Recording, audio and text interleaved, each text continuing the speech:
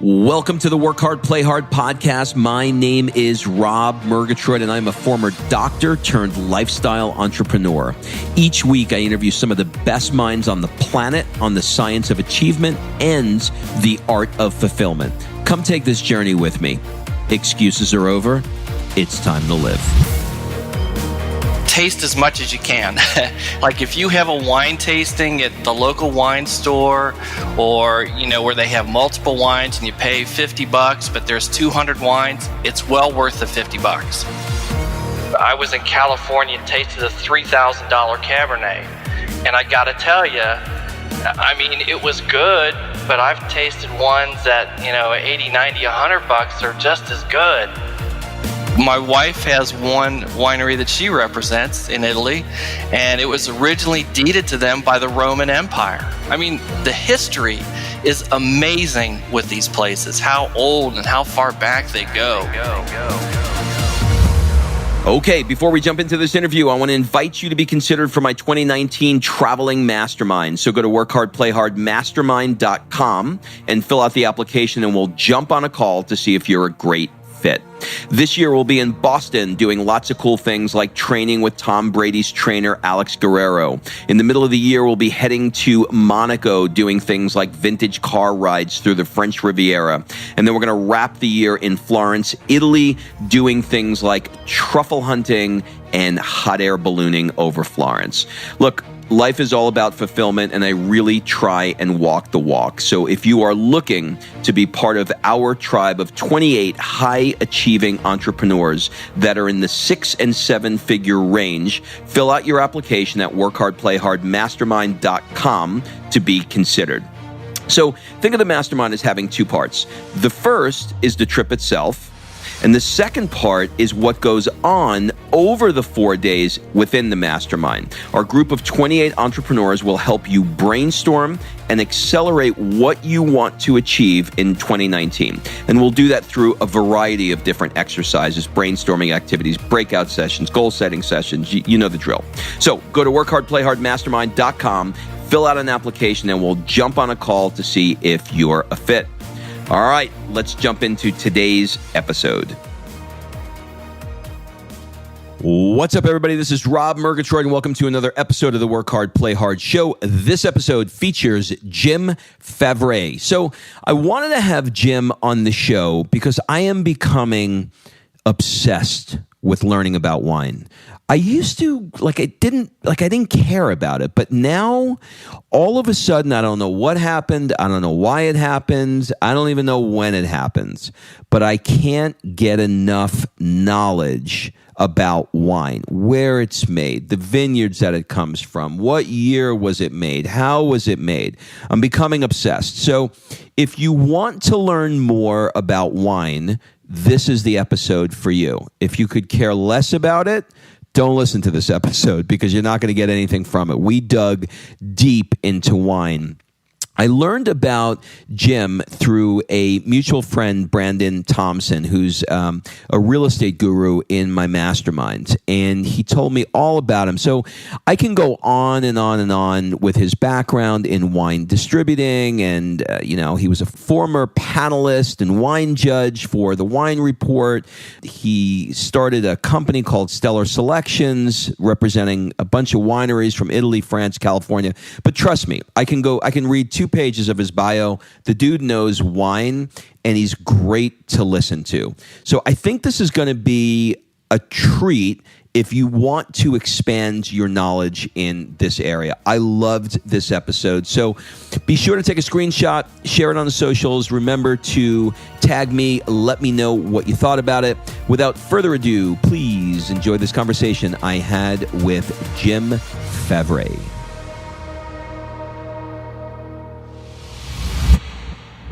Jim, welcome to the show. Good morning, or good afternoon, Rob. Good morning, good afternoon. Listen, with the power of podcasts, it could be in China right now, right? There is no time. Where we've transcended time and space with this medium. That's true. That is very true. Amazing. So I am beyond excited to do this interview. So thank you for taking the time, and thank you for, I know you got a lot going on in your life. So thank you for being able to fit this into your schedule. I am just very pleased to be on here and excited to chat with you and kind of tell you what's going on. Okay, cool. So I think what we'll do is the show will have 3 parts. The first one is we'll talk about how you do what you do in the world of wine and all things wine. Okay. And then we're going to move a little bit into the art of fulfillment and talk about maybe some things that you do personally to help you feel more fulfilled. Okay. And then we'll wrap up with some rapid fire questions. Cool? Sounds good. All right. So let's, just by way of background, let's go back to Cincinnati, Ohio. Why was Frank Robinson one of your childhood heroes? Frank Robinson, I thought, was an amazing player. And, just growing up in Cincinnati, which is the first professional baseball team there was, it has a long history. And he was always a go-get-'em kind of guy and always produced well on the field.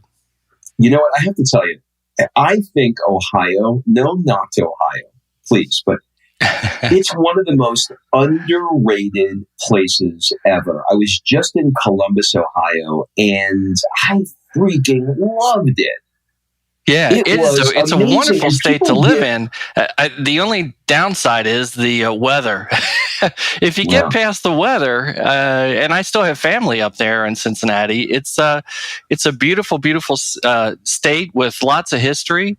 And 3 different areas, kind of the Cleveland area, the Columbus area, and the Cincinnati area. But very, very interesting with a lot of history. A lot of famous people from there. Oh, for sure. All right. So I want to make sure that I squeeze as much wine into this conversation as I could. So I'm gonna jump right into it. You were pulling wine orders on the 3rd shift when you were 18 years old, and then you went on to delivering wine on a truck, and then you went into wine sales, and you've been bouncing around. But what was the first spark that you knew that this was it? Wine was for you. How did this enter your life? I think the moment, the ta-da moment was when I first went into a warehouse. And I was dating a girl at that time whose father was the foreman there, and I needed a job out of high school like a lot of kids. And I just saw these pallets stacked 3 high with all these wines. I was kind of like a kid in Disneyland. It was like amazing to see just the size of this. And as I got further into the business, I learned more and more about the wines themselves and had some great teachers along the way, some great people that taught me a lot about wine, and that really kind of sparked it because I went to the University of Cincinnati studying marketing and advertising. My dad had an advertising agency, and I thought that was the role I was going to play. And here I am all these years later, in the wine business. So it kind of hooked me right away. Well, what were the steps that got you into the wine import part of the business? So to get in the import, I worked for 2 very large Italian wine importers, and I was working for a distributor in Atlanta and happened to work with one of the regional managers. We were out in the Atlanta market, and he went to the company I was working for and said, "Hey, we'd like permission to talk to your employee and bring him on board." And, that's kind of where it started, and that's how I got into the Italian import business at that time, and it was a great learning experience. It certainly changed things. All right, so if we fast forward a little bit to 2016, that's when you started Stellar Selections, right? Correct. Yes. What is Stellar Selections, and why did you start it? Okay, Stellar Selections, we are a wine brokerage company, and I'll explain what that is because a lot of people don't understand that. What we do is we are representatives for wineries. So say you live in Oregon and you have a mom and pop operation, and it's you and your wife and your 2 kids. Well, you don't have a large budget. You don't produce a lot of wine, but you want to market outside of your state. So I act as your representative in the state. I do the Southeast. I'm licensed in 5 states down here. And so what they will do is they will pay me commission on what gets sent to the distributor. The distributor are the ones that take it out to the restaurants, the package stores. All I am is a link in between the winery and the distributor. But with a small winery, as large as some distributors are, can get lost very easily if they don't have a face out here. And so that's kind of my role, is to be their face of the wineries. And I have about 20 wineries I represent from all around the world. And that's my job, is to be their face. My brain is exploding. I got the wine book. I've never had it before. If I could be completely frank with you, I did not. I went into a restaurant and they ordered red wine, white wine. Right. I didn't know the difference. And I've got this my best friend is a bit of a diva, and he's a snob. And we're in Italy together, and I'm ordering a glass of wine, and I can see he's from England too. So I can see him. He's like, giving me that, like, looking down on me, right. shaking his head. And I was like, "Do you want to pick the wine, big boy?" And he's like, "Yeah." I was like, "Okay." So he got a Barolo, and he explained to me it was a Nebbiolo grape, and I was like, "Huh." I really see the difference from this table wine and this wine. So after that, I run a mastermind, and part of the mastermind that I do is basically a bunch of experiences that I bring people through. And I just did one in Boston, and I hired this guy to come in, and we did a comparative wine tasting. His name is Michael Gelb. He wrote a book called How to Think Like Da Vinci.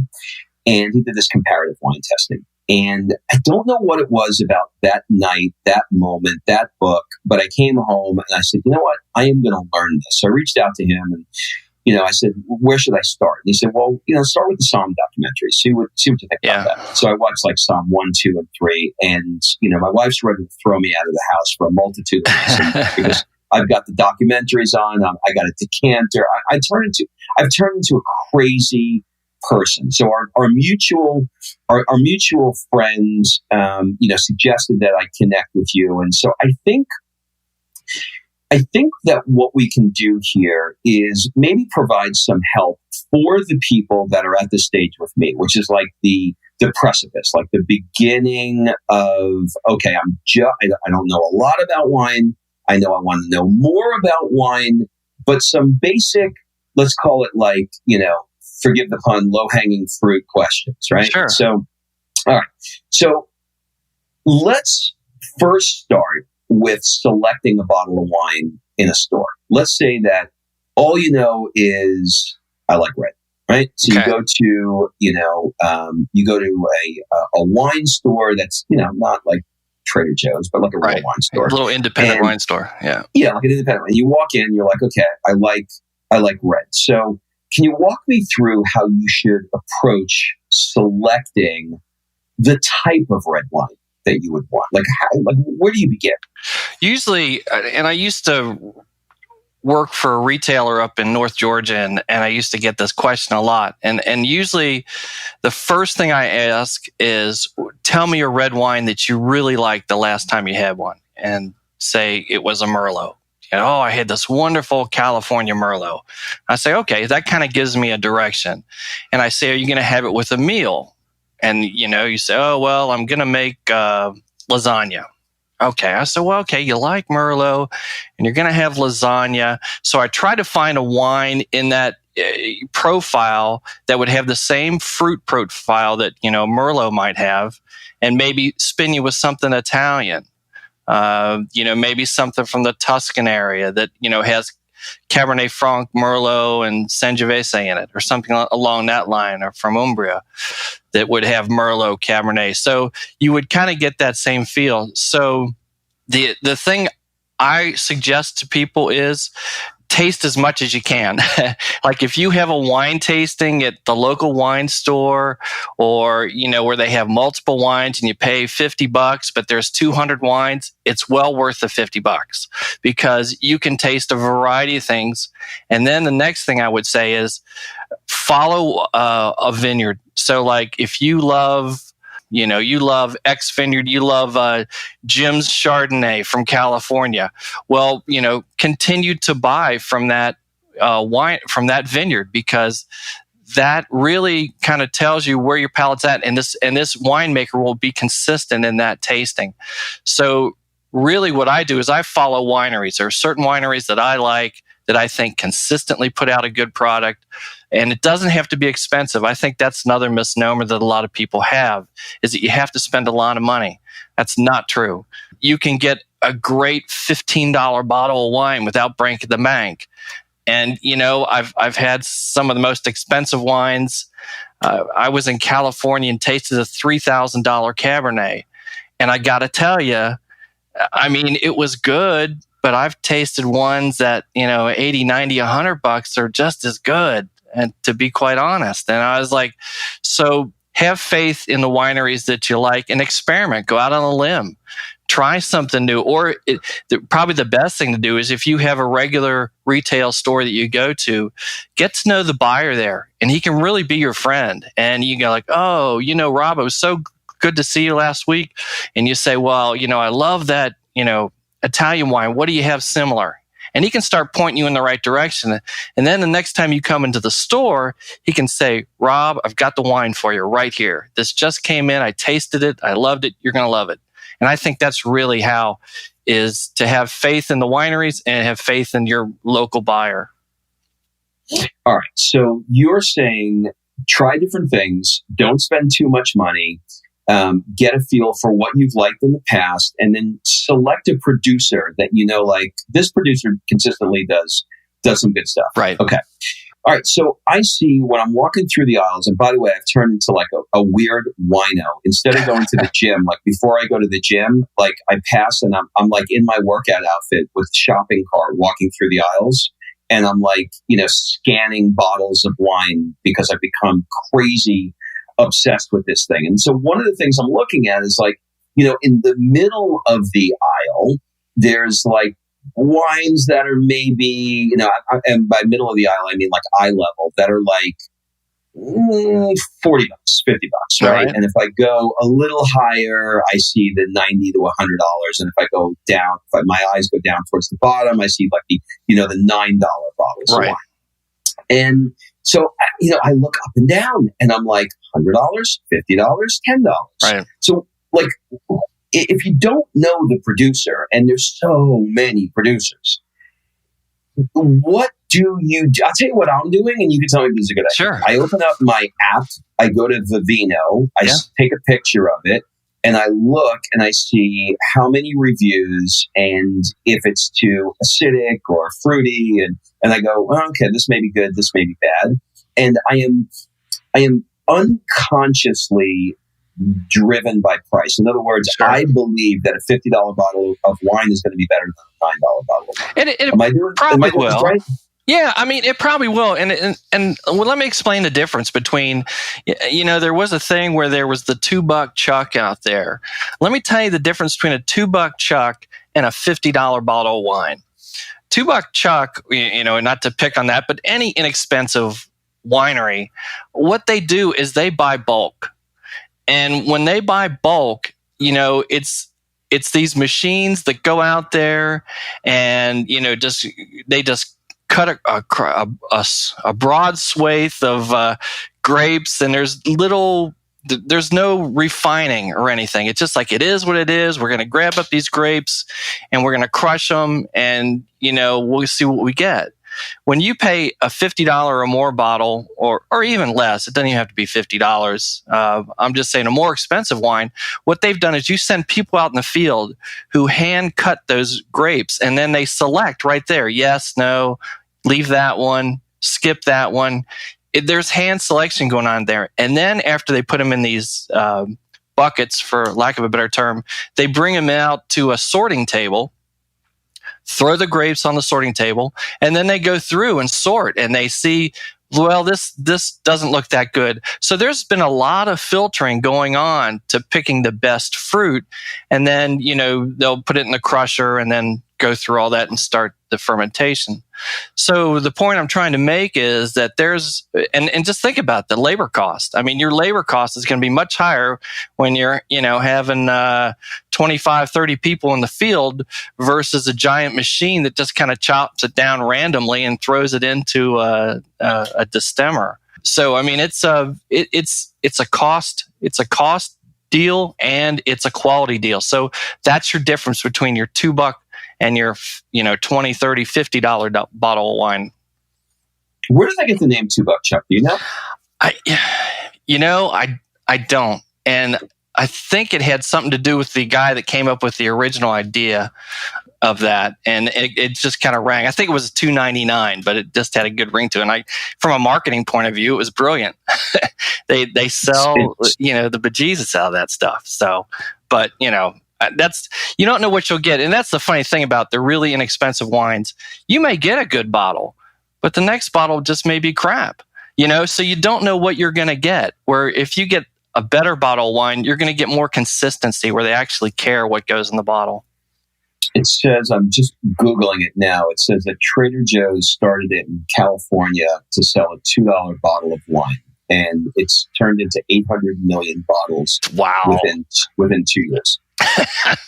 That's a remarkable number. How about that? Okay, so now, what's your thoughts on the vino and looking at what other people are commenting about it if you've used the app, and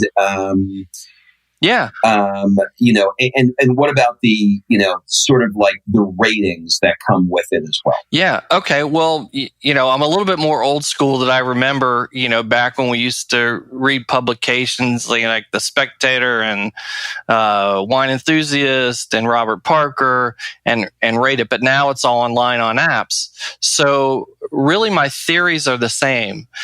Look at a number of different apps if you can, and kind of get, I always say it's like a barometer, because people used to walk into the store and they would fold open their magazine and say, well, look, this got 91 points from Joe so-and-so, and do you have this wine? And I say, well, just remember, that's one person's opinion, and the best writers will tell you that. Like, this is just my opinion. You may totally disagree with me.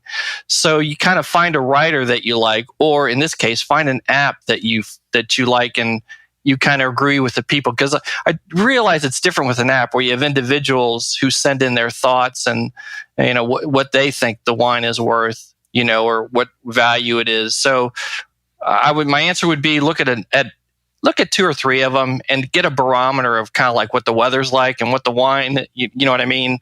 What the wine is like from different areas to see if this is a good bet or not. It is a bet. And that's kind of how you hit or miss. And, the worst that can happen, you have a okay bottle of wine and you still finish the wine, it's okay. But, I always say that value never goes out of style. And it's a real, to me, in a wine list or a wine store, it's always more exciting when I find a wine that over-delivers. And over-delivers is a term we use a lot in the wine business.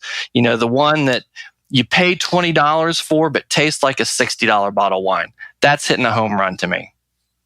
Yeah. Here's the thing, though. When you don't know what you're doing and every bottle looks the same, you don't know any producers, and you're brand new, the only thing you have as a guide is what somebody says or wrote about it. Right. So that's the reason why I keep leaning towards that. But I will and an app can help you with that. Okay, so that was my next question. What are your favorite apps to use for that? I use Cellar Tracker. That's a good one. And I've used the Vivino. Mm-hmm. That's a good one. There's another one I believe it's called Som, and it's a little more detailed. Compendium. I'm sorry, it's Compendium. But those are good ones to use. And you can still use, like, I think Robert Parker, I know he has an app, and Spectator has an app. But I think probably the one I like, the Cellar Tracker, to me, because you get people who actually own the wines in their cellar, and they can kind of tell you, how you get different people's opinion. I opened it and it was great, or it needs a few more years. That's a good go-to. All right, so let's talk about Wine that. Searcher is another good one. Wine Search. Okay. All right, so let's talk about it. So now I'm walking down the aisles. I'm in the I'm a Pinot guy, and I look at Pinot, and I'm like, okay, cool. Now I open Vivino, and I'm like, all right, well, the reviews look pretty good. It's a little bit fruit forward, which I kind of like. The price point is where I want it. Now I look and I say, okay, well, I learned from watching the documentaries that the vintage makes a big difference. 2012 versus 2013 for this particular part of the world is going to be different, and they're not all the same. So now I'm searching through, and now I'm trying to find that year from that producer. Talk to me a little bit about that and whether or not that's a good strategy to do, and do you do that yourself, or what's your thoughts there? My thoughts are on that is, first of all, with vintages, I would say vintages are a bigger deal in Europe than they are in California. California does make a difference because, like they had the fire a couple years ago. So, that's going to taint some of the wine. But California has pretty steady temperatures 90% of the time. Europe, the temperatures are very dramatic. They're changing a lot. So you really kind of watch those. So the way to kind of keep that on track is, if you've got your app and you're looking, you see 2013 is a great vintage for you, then that's where I go with the producer, because, if you go with a great producer, what he'll do is in the poor vintages, he'll sell off his juice and just not bottle or not declare a vintage, or he'll bottle it in a second label, where his regular line of wines will always get the best fruit. That's the difference, between going with a great producer and just like, and that's through, and you're right. If you don't know who the good ones are, it is kind of a minefield, but you just got to taste and you got to trust your palate. And I know that's not the easy way, like we hit a magic button, you go, this wine's great. But if you look on Wine Cellar or Wine Searcher or Vivino and you find, 9 out of 10 people, it's like TripAdvisor and going to a hotel, 9 out of 10 people like it, it must be a decent place. So I guess at this point for you, because this has, been your life for the last 30 years, you sort of like know where you want to go and how you want to do it. So you don't necessarily my guess is that if you're looking for an Italian wine or you want an Italian wine, you know that this was a good year or this was not so good. Is that right? Pretty much so. And I do it more on the grower. A matter of fact, my wife and I, who's also in the wine business, she bought a bottle over in Alabama and brought it home, and it was from a great producer, and it was an average year. And we had another one. We happened to have a bottle at home of the previous year. And it turned out that one was slightly better than the other. But you know what? This guy's a great producer. And even though that was kind of an off vintage, it still tasted great. And that's what the great producers can do. They know how to dance this dance. And I'll give you the example. There's a Brunello producer I used to represent, and he's been in the business since the 1500s. So think about that. He has weather records back to the 1500s that are handwritten. I think you know your business by then, like the Weather Channel doesn't go back that far. When you're talking to Caesar Augustus and going how do you make the wine? You probably got to figure it out. Exactly. Well, that's funny. My wife has one winery that she represents in Italy, and it was originally deeded to them by the Roman Empire. The history is amazing with these places, how old and how far back they go. You have wineries that start in the year 1100. It's just, that's the fascinating part of European wines that I just find amazing. Now, your wife has an Italian last name. Is she from that part of the world or her ancestors? Yes. Petrocelli. Yeah. So she's, part of it came from, Napoli, and part of it came up from up north, I believe, in Alto Adige, and she's going to probably kick me if I get the wrong region. But yeah, that's all right. So we're fellow. She and I are fellow Naples people. My family's from Murgatroyd. My name Murgatroyd is My dad's side is from Wales, but my mom is Cecilia DeVito, and her family is from Naples. So, two Neapolitans. We're all criminals. All right. So now let's talk about taking this bottle home. Okay. All right. So you take the bottle home, and when I take the bottle, open it up, not open it. That's the wrong term. When I take the cork out and I pour it immediately into a glass, all I taste is alcohol. Okay. And I watched the Somm doc, and they talked about letting it open and letting it breathe. And so I bought a decanter, and I went on winefolly.com, and I looked, and I said, all right, so how long should I decant this bottle? And I remember, I don't remember which bottle it was, but it was 2 hours. So I made my wife stand there. She gave me the middle finger for 2 hours because she couldn't drink the wine, and I made her decant it for 2 hours. And I have to tell you, I don't know how much is in my head or how much is true, but I tasted a completely different glass of wine. Absolutely. When I let this thing sit in a decanter, and I was blown away. So first question on that, how important is it to do that? It depends on the wine. So once again, we'll talk about less expensive wines and more expensive wines. So the less expensive wines, they're ready to go. You don't need to decant them. You can pop the top and just go to work. The little bit more expensive wines have a higher tannin content. I don't want to get too technical, but it has higher tannins. And tannins and fruit, if you think of them side by side, tannins are what give it the aging. And to give an example of tannins, I don't know if you had a chemistry kit when you were a kid, they had tannins. They're a little brown powder. It comes from the outside of the skin of the grape, and it gives you the ability to age a great wine. So over time, the tannin wears down and the fruit comes forward. So what you're doing is when you decant a wine, you're mixing it in with the oxygen. And that's why you kind of get the decanter and you see guys swirl it around or swirl around his glass. You're mixing the oxygen because the wine's a living creature, and you're kicking it up with the oxygen and enhancing the flavor. So oxygen is not your friend when you're storing wine. But when you're about to drink it, it can really be your friend and change the wine. So you don't need to decant every bottle you have. Your higher end wines, yes, I would say so. Here's my little secret for deciding whether I need to decant a wine. I open the bottle, I pour a little taste, I pour it in the glass, I swirl the glass and take a sniff. If I get these beautiful fruit aromas and da-da-da-da, and then I taste it and I taste nothing, that tells me it's shut down and it needs to open up. Then I'll pour the rest of the bottle in a decanter, swirl it around, and then the palate will match what my nose picked up. Because, your nose can pick up over 10,000 different aromas. Your palate only picks up 4.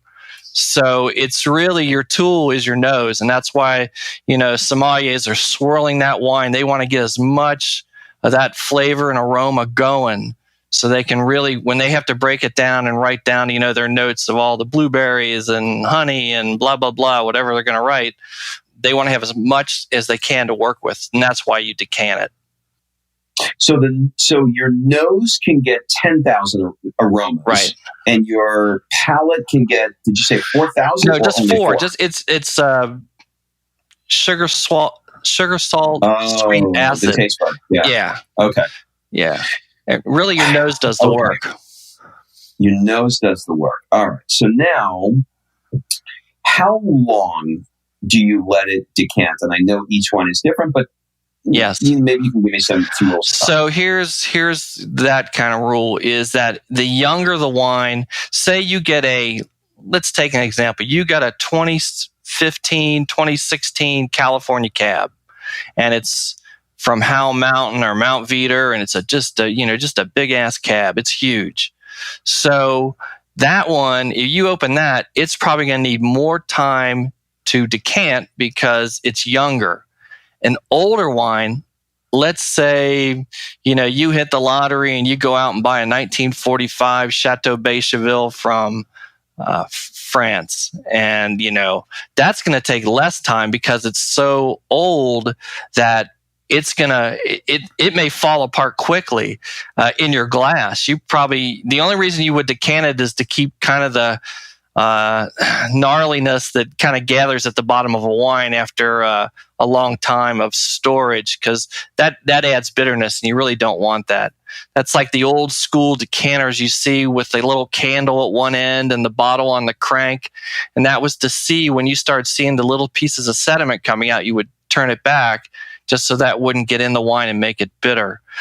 So bottom line is the bigger the wine and the younger that it is needs more decanting time than a very, very old one. An older one, you need very little time at all to open it up. What do you consider old? I would say old is 20 to 25 years plus. Okay. All right. Let's talk about extremes. So let's say that, because there's a little bit of a like a reality to timing. Wine is around, hey honey, let's open a bottle. And, so you open the bottle of wine, then you got to be like, I got to decant this thing for a little while, right? So what I'm trying to do in my never-ending approach to be more efficient in my life, what I'm doing is, if I'm working during the day in the house, and I know it's like 2 or 3 o'clock, right, and I know, the wife will come in 5 or 6 o'clock, and we'll start getting to have a glass of wine.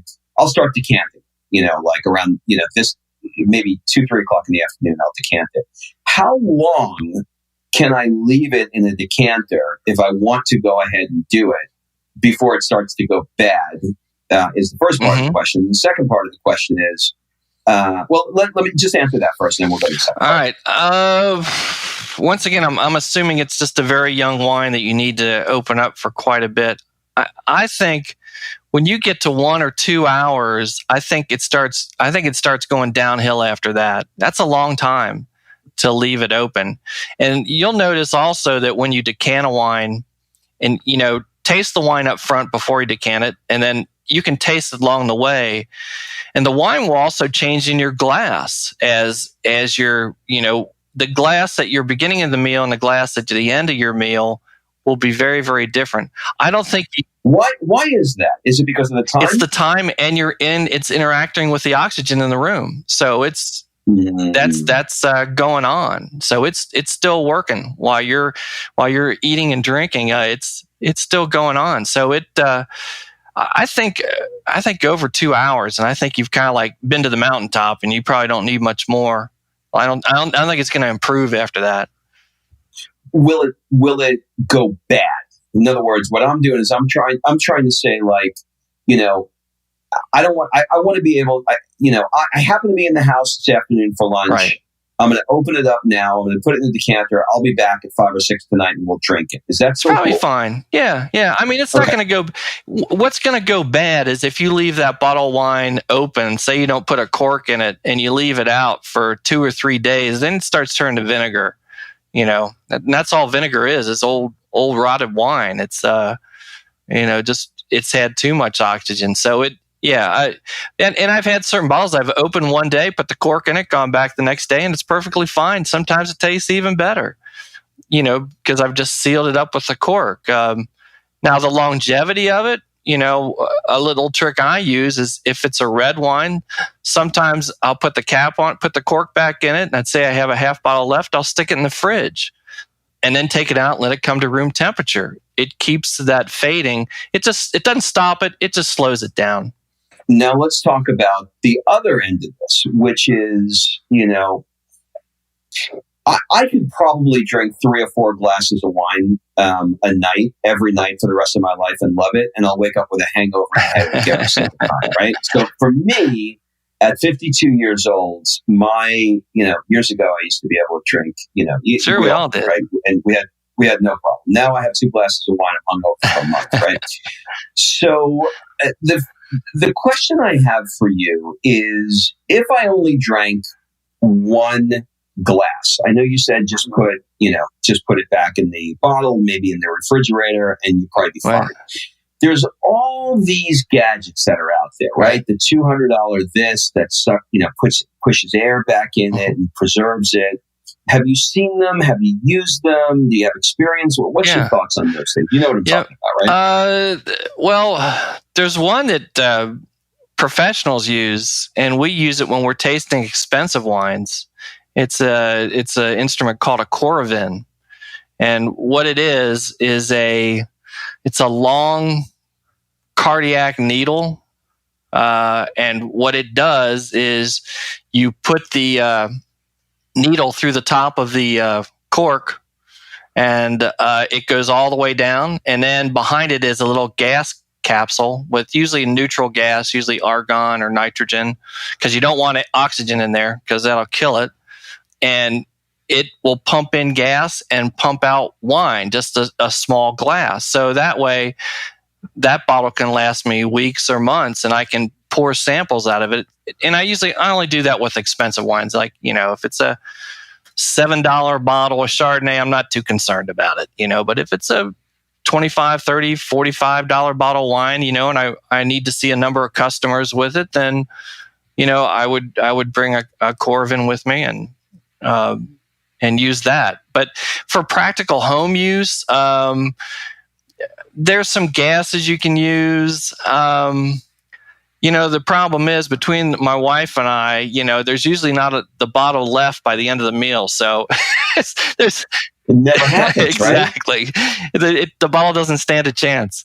But I'll just put a cork in it, and in the next day we'll finish it. It's not designed for long term. So they're not cheap, these Coravins. I've seen them. Yeah, they're about $300, I think.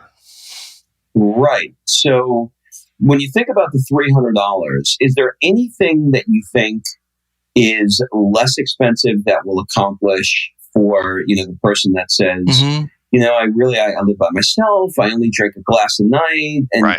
Sometimes I feel like the cork is just not doing a good job. Is there anything else like a stopper, or do you think Coravin's the way to go? No, I see the practical side of it. And there's like these things, these vacuum pumps where you put this plastic cork in it, and there's a plastic pump on the outside, and you pump the air out of it.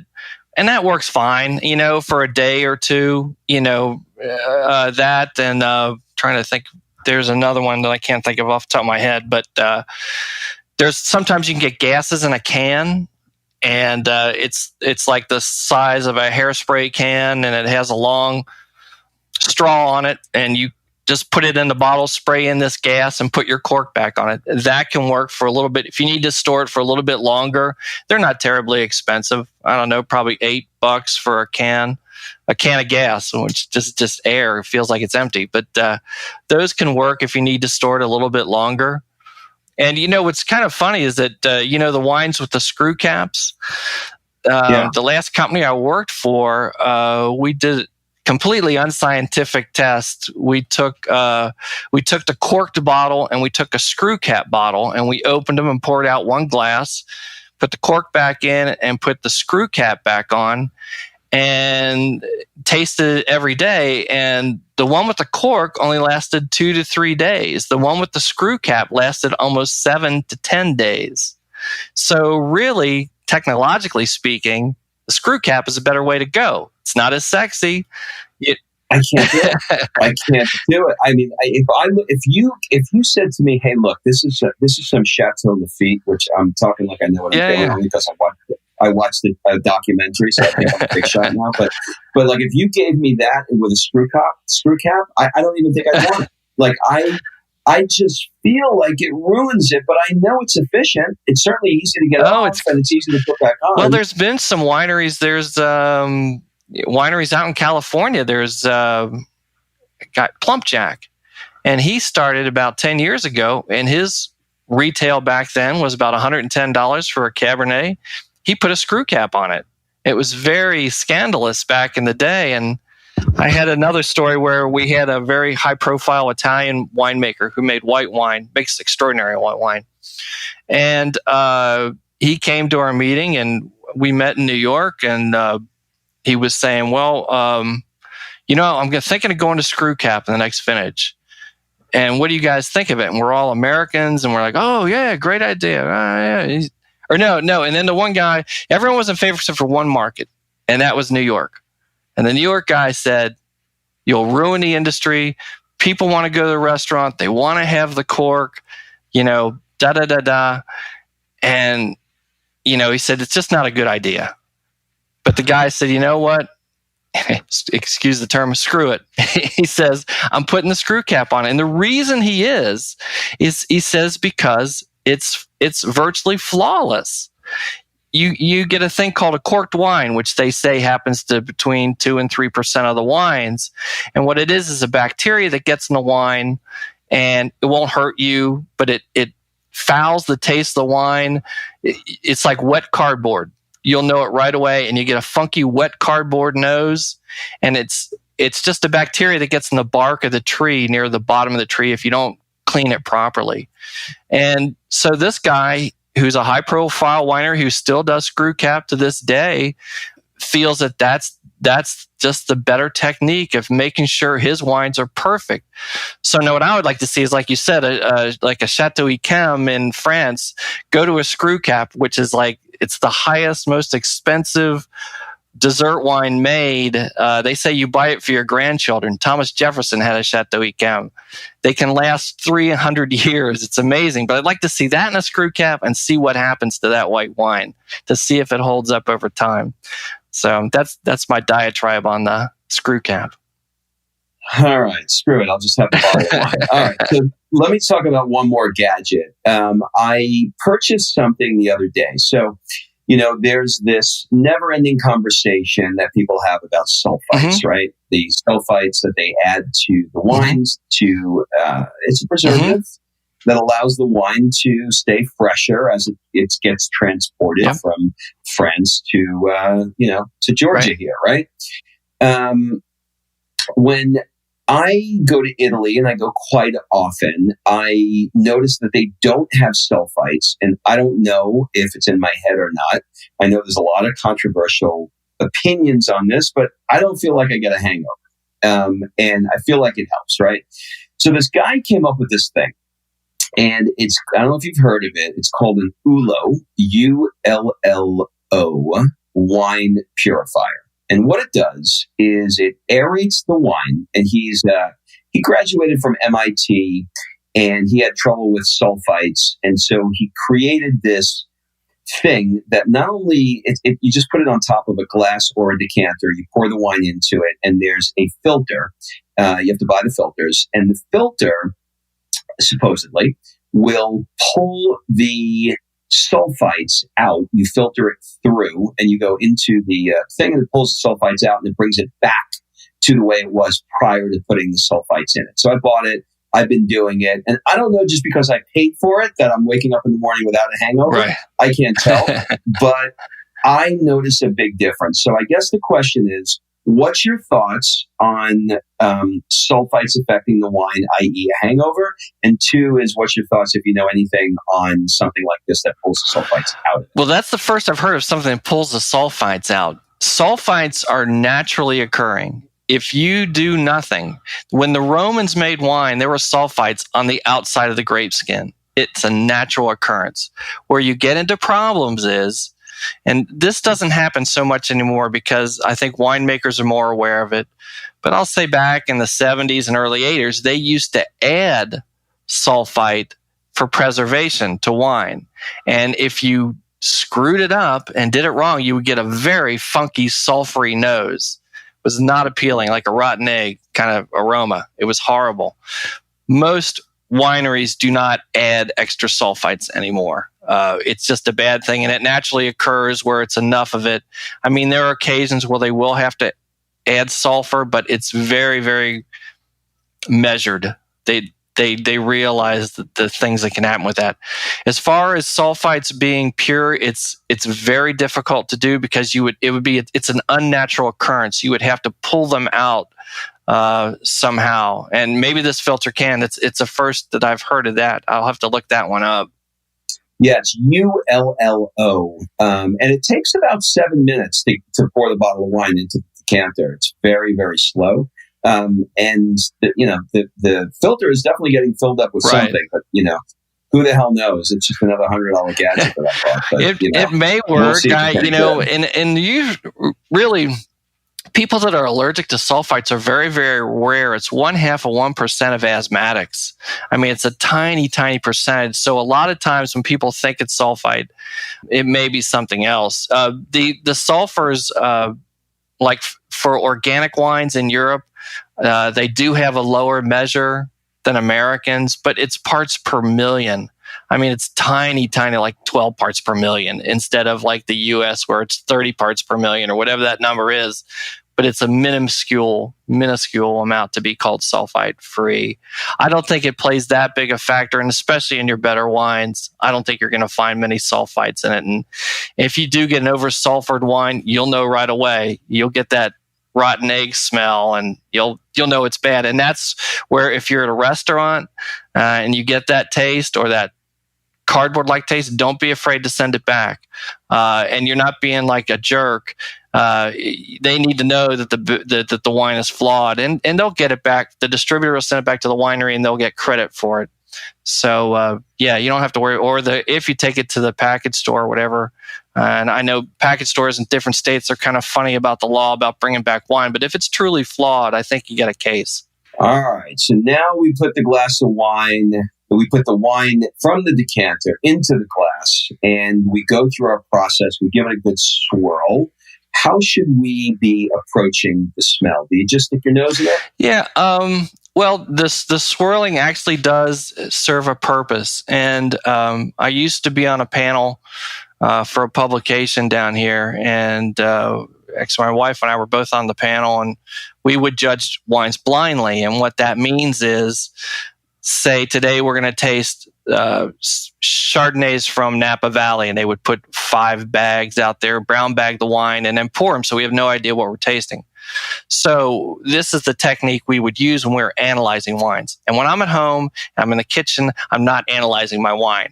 I'm just drinking it and enjoying it.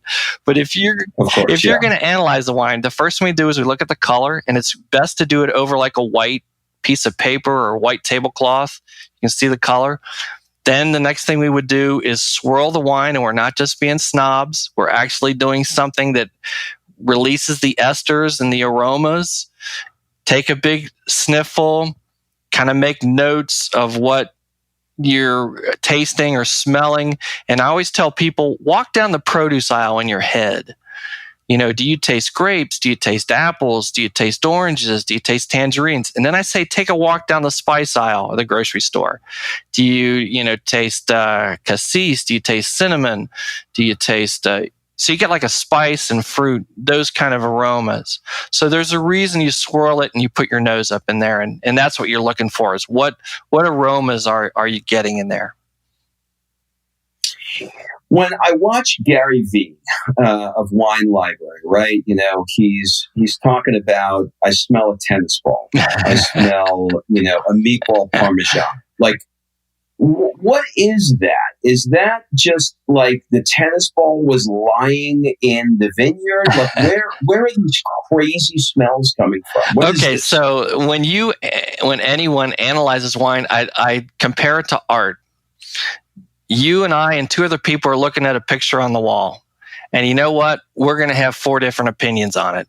Pretty much so. And when people taste and smell, we're all going to get different opinions on it, slightly. And when we would have a panel, and we weren't allowed to talk while we're judging the wines, because you don't want to influence somebody. You want to say, hey, well, I smell blueberries. And then the guy next to you, yeah, I get blueberries too. So you don't want that. So since it is subjective, one time I smelled like a Band-Aid. I swore it smelled like a brand new Band-Aid. I've smelled one that tasted like a cherry cough lozenge. It's just, but it's your own interpretation. So if Gary smells tennis balls, God bless him. Maybe there's just an aroma stuck in his head. It's all subjective. So there's, what you and I and 2 other people may smell may be 4 different things. So, don't beat yourself up too badly. If you smell tennis balls, you smell tennis balls.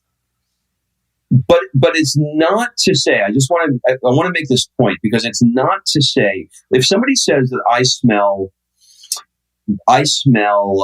blackberry, fruit. Is that potentially or pencil shavings? Let's use pencil shavings. I smell pencil shavings. Is that to say that there was potentially pencils that were in the vineyard, or is that have nothing to do with what was there, and it's just what somebody may or may not smell, and there may have not been a pencil within 20 miles. Exactly. And a lot of people that aren't used to tasting wines, when I would give these descriptors and say I smell blueberries and apricots and vanilla, they said, was that actually in the wine? And I'm like, no, it's not in the wine, nor was it near it. It's just the aromas that it's putting off. So it was probably nowhere near pencil shavings, although actually pencil lead is a descriptor for Bordeaux from France with Cabernet. You can get a little pencil lead. Somebody said a fresh crayon box. There's all kinds of weird descriptors, but no, it has nothing to do with what's in the wine, actually. It's just the aromas it's putting off. Okay. That helps a lot. Oh my God, I can't believe I just crushed an hour with you. I can just machine gun you for 2 more hours. I'm gonna pick and choose my last round of questions here. What's the most expensive bottle of wine you've ever tasted, and what was it like? Well, I'm going to give you 2 stories here, and because one I was in a restaurant in Raleigh, North Carolina, and if you stay in a lot of hotels, you know that the hotel restaurant is usually the most unbusiest place there is. And so there was another table 5 feet away from it, 2 gentlemen, and I happened to look over in their table, and they had a bottle of 1945 Chateau Bécheville. And it was 2 surgeons from New York, and they were celebrating something, and the guy brought this from his cellar, and I'm 5 feet away, and I'm by myself. I said, hey, guys, do you mind if I have a taste of that? Just pour me just the tiniest taste. And they said, man, we will, but it's gone. It was corked. It was completely flawed. And I said, look, I want to taste it anyway and just check it off my bucket list that I tasted a 1945 Bécheville. So I have no idea what that price was, but I'm sure it was ridiculously expensive. And then the other story, the most expensive one that I know of, I tasted a couple weeks ago in Napa Valley, and it was a $3,000 bottle of Cabernet Sauvignon from a Napa Valley producer, and it was good. I mean, it was good, but it was but I just, like I said, I could probably find one at $70 or $80 would be just as good. And a lot of the times it's just supply and demand that creates the price. The most amazing bottle I ever tasted, and I don't know the price of it, but it was an old Barolo, and it really kind of got me into the Italian wine business. And I was so enamored by the layers of flavor. And I think that's what makes a great bottle of wine, regardless of the price. This Barolo was probably 10 to 15 years old. And believe me, Barolos can go. I remember selling a 1949 Barolo, a 1950, and a 1951 Barolo in the 90s. And they're amazing, the longevity that those wines can have and the quality that they can keep up. But what makes a great wine is the layers of flavor. So you might get rose petals and tar and tobacco leaf and cherry, and the more layers of flavor you get, you're like, wow, every moment. And then, like we talked earlier, it changes in the glass after a little bit of time. So you're getting more flavors, and you just have this, oh, wow, like the Almighty has just came and sat at the table kind of moment. Like, this is amazing, absolutely amazing. And that's what's a great bottle of wine. Oh, I know what I wanted to ask you about the decanting. After you decant it, let's just say that there's some left in the decanter, but it's in the decanter. Can you pour it back into a bottle? Yeah. And cork and put a cork on it? Absolutely. Just take a funnel and put it back in. I have done that. I used to do Barolo Brunello pre-sales, and because they're so young and they're fresh, I would pour the whole bottle out into a decanter, swirl it around a little bit, let it get oxidized. Mix in with the oxygen, not oxidized, that's bad, but get a little oxygen mixed in, and then pour it back into the bottle through a funnel and cork it. So the next day when I tasted it, it had opened up already. I won't have to decant it because they're young, they're huge wines, and they need time.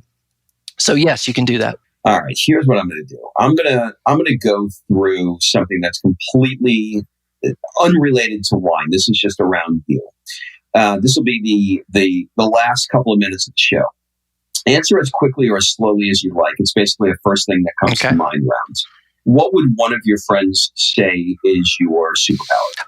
I think that outside of wine, I mean, people know me just because of wine, but I would say like, no, maybe it's wine. Just because most people, they're just like blown away by like, I've been doing this a long time, since I was 17. That's just that's my knack, and I can match wine and food and pick out flavors. So that's really kind of my life's focus. What do people never ask you, but you wish they did? Never asked me, but I wish they did. I guess I would say, what I think that another thing that people don't ask me is like, patience, how to learn patience, how to work with patience. I find that a good skill, especially as I get older, I get better at it, because I think you can think clearer that way. What is the one thing that you want to get better at? One thing I want to get better at. I would say the one thing I would want to get better at would be time organization.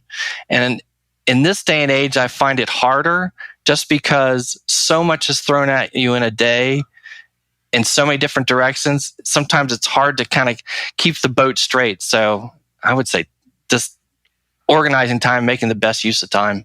What book have you reread the most? Wow.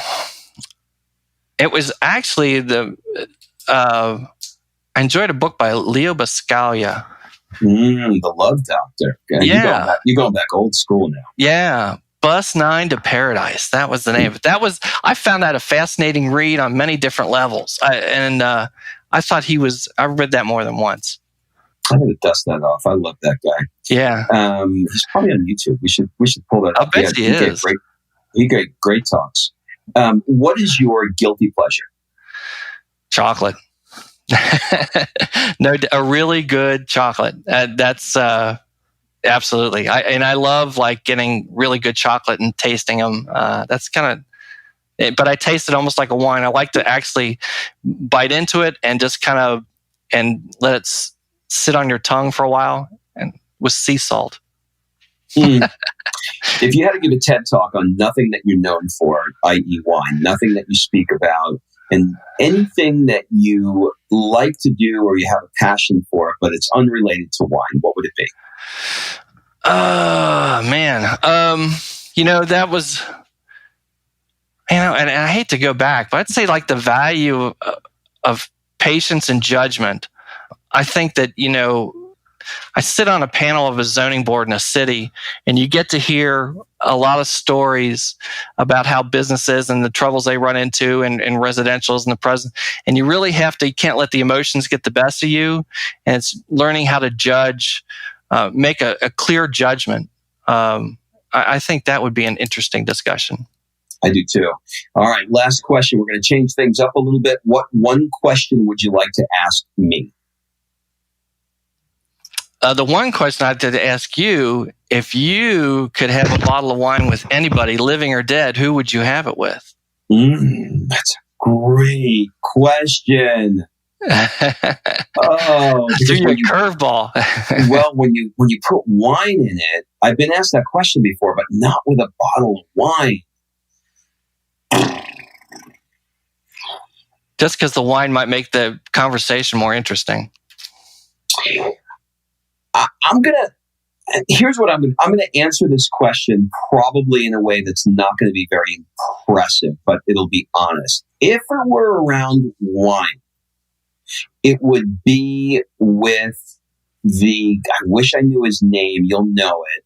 The guy who's from California that's in all the Somm movies that does all the blind tasting, and you give him like a sip of anything and he'll be like, that's a cab from 1942.